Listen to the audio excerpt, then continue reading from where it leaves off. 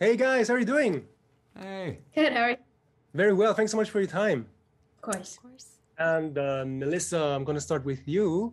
Your character Sam is afraid that people might judge her for something specific. And I was wondering if you ever faced some judgment or prejudice in Hollywood as an actor. I mean, yeah, I'm Latina, so that happens all the time. And ever since I moved to Hollywood, I really felt like an other.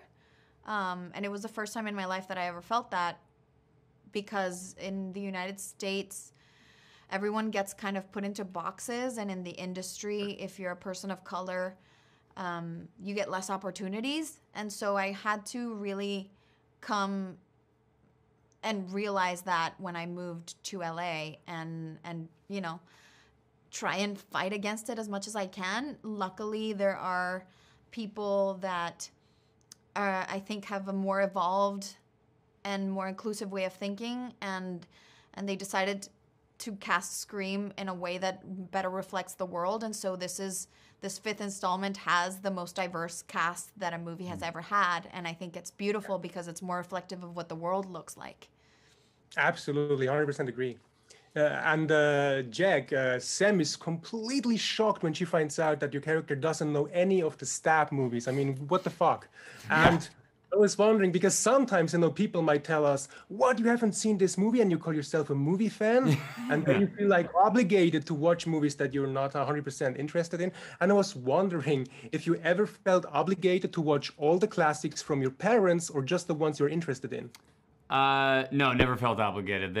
I think they'd be insane people if they were like, watch all of our films. No, I've seen the ones that I'm interested in, basically. Yeah.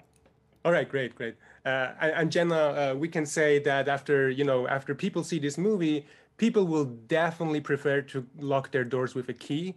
And I was wondering, what are the things that you would like to keep old school, no matter how advanced technology will be in the future? Ooh, I don't know. I feel like even now we're at technology wise, we're getting into iffy territory. And I know I personally would not trust this online home security lock advice system. That was a weird way to phrase it.